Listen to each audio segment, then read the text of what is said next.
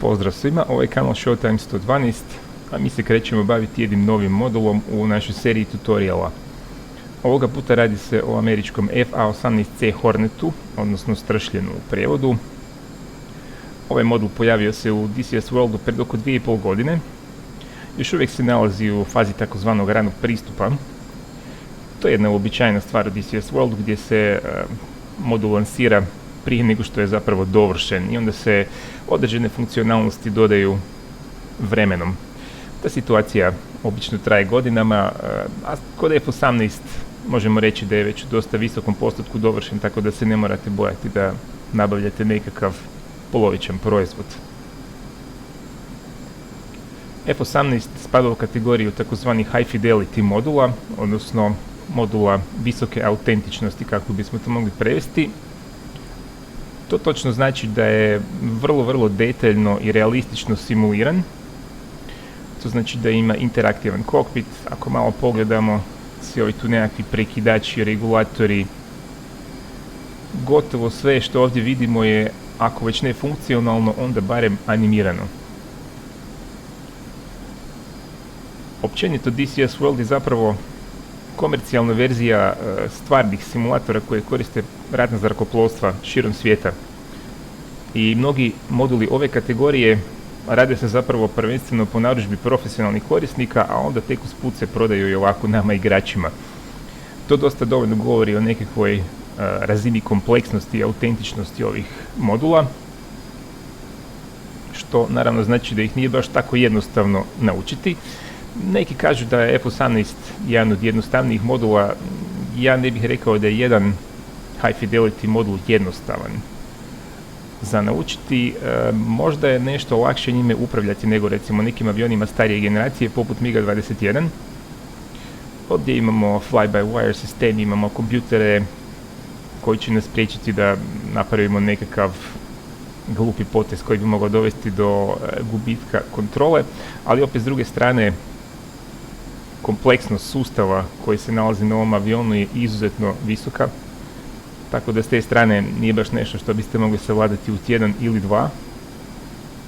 U svakom slučaju, ako ste početnik, ne bih vam baš preporučio da krenete sa ovim modulom, pogotovo ako općenito nemate baš iskustva u simulacijama, niste nešto teoretski potkovani po pitanju avijacije, a možda vam i engleski baš ne leži. Onda postoje nekakve bolje opcije za početak.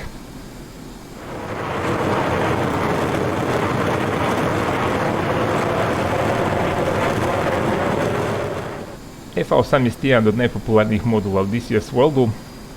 Postoji nekoliko razloga za to po mom mišljenju.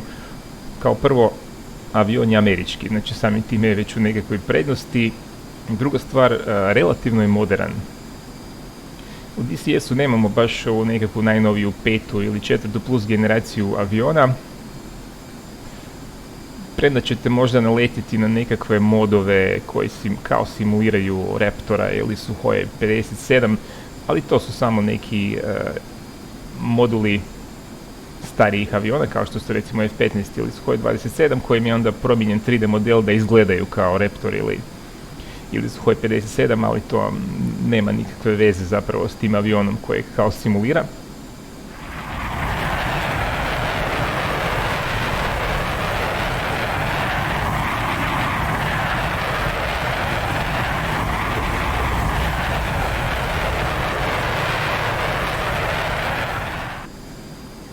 Ono što imamo u DCS Worldu su avioni 4. generacije i to varijanti koji su se pojavili pred nekakvih 25 do 30 godina. Znači ovaj FA-18C, pa zatim F-16C Block 50, F-14B. I to je to otprilike što se tiče baš relativno modernih aviona. Postoji dosta dobar razlog za tako nešto. Naime, kod ove generacije aviona još su dostupni podaci, javno su dostupni podaci koji su dovoljni da bi se mogla napraviti jedna ovako realna i detaljna simulacija, dok kod nekakve novije generacije, kao što je recimo F-35 i tome slično, takvi podaci nisu javno dostupni i uglavnom su predmet vojne tajne. I onda kad bi se pokušao napraviti modul ovakve vrste, to bi uključivalo puno nagađanja a to onda nije poanta DCS Worlda. Možda vam se 25 ili 30 godina čini kao dosta vremena, no međutim treba uzeti u obzir da su zapravo većina zrakoplovstava na svijetu i dalje ovise prvenstveno o avionima četvrte generacije koji dalje dominiraju, čak i kod onih nekakvih najvećih i najsnažnijih zrakoplovstava kao što je američko ili rusko. Sljedeći razlog zbog kojeg je po meni F-18 prilično popularan na DCS Worldu je možda čak i najbitniji. Radi se o činjenici da je on jedan stvarno pravi višenamjenski avion. Može obavljati gotovo sve zadaće koje brzi mlažnjaci uopće obavljaju.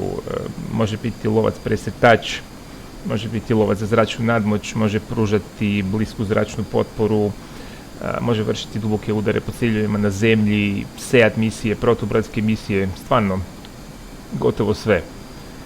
Što onda igraču daje jedan dosta veliki izbor misija na kojima može letiti, za razliku od nekih specijaliziranih aviona. Tu je još i naravno cijela paleta naoružanja.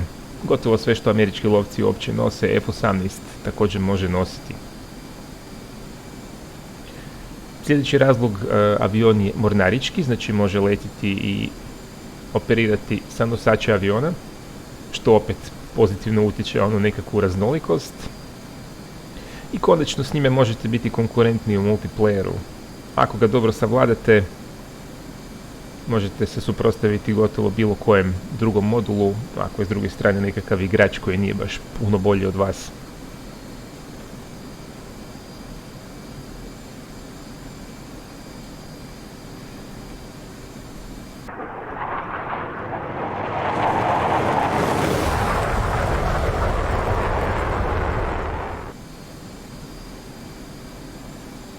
Kao što je uobičajeno, sada ćemo reći par riječi o povijesti samog aviona.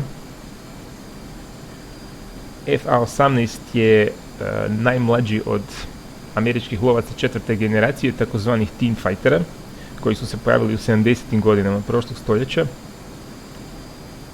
Od preostalo tri razlikuje se po jednoj stvari, a taj što je od samog početka bio zamišljen kao višenamjenski avion. Dok ovi preostali F-14, F-15 i F-16 su bili prvenstveno lovci, pa su onda s vremenom evoluirali u nekakve višenamjenske avione.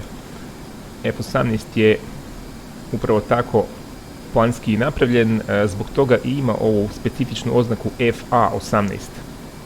Jedinstvo po tome, F znači, F je oznaka za lovce, a A je oznaka za jurišnike, odnosno lake bombardere. Razvijen je prvenstveno za potrebe američke ratne mornarice i marinaca.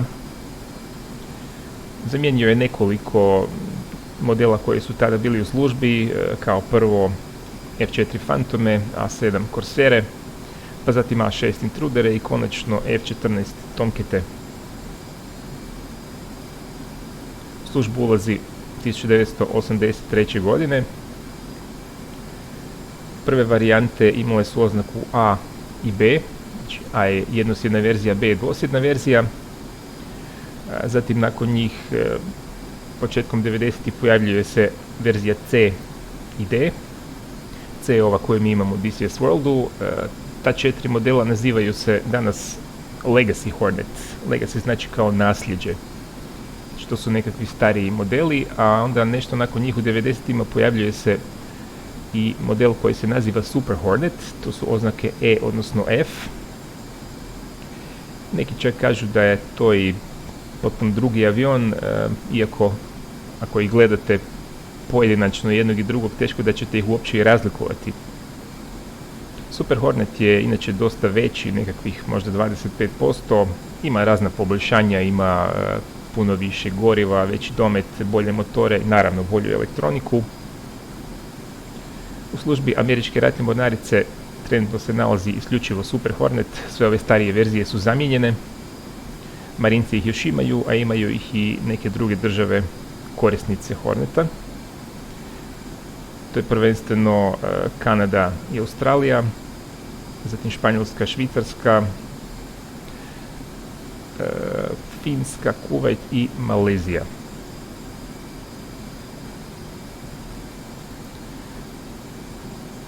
jedno dosta dugo vrijeme nakon povlačenja F-14 Tomcata, F-18 je bio zapravo jedini brzi mlažnjak u službi američke ratne mornarice, a odnedavno pridružuje mu se i F-35. F-18 je sudjelovao u dosta nekakvih ratnih sukoba, prvenstveno u američkim intervencijama na Bliskom istoku, počevši tamo od 86. godine intervencije protiv Libije, pa zatim Pustinske oluje 91. Pa zatim Drugog svjetskog rata 2003. intervenciju u Afganistanu, aktualnog sirijskog sukoba, a osim na Bliskom istoku bio je aktivan još i u operaciji Saveznička snaga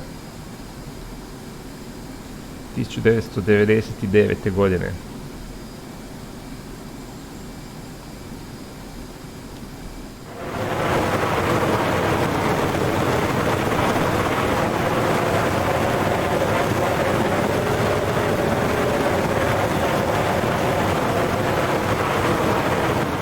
Možemo nekako sumirati da se radi o jednom izuzetno dobrom i popularnom modulu za malo zahtjevnije igrače, koji će vam pružiti jako puno mogućnosti. Nije jeftin, ali ako ga uspijete savladati i uložiti dovoljno vremena u njega, svakako će vam se isplatiti. Nastavljat ćemo dalje sa videima u nekakvom uobičajenom redoslijedu, s time što će ih ovoga puta vjerojatno biti malo više nego inače, s obzirom na kompleksnost samog aviona i njegovih sustava i naoružanja. Neke stvari će trebati malo detaljnije razraditi. Ako vam se video svidio, nemojte zaboraviti kliknuti na gumb like. Možete nas pratiti i na Instagramu, slobodno komentirajte, pretplatite se na kanal ako već niste i nastavite pratiti Showtime 112.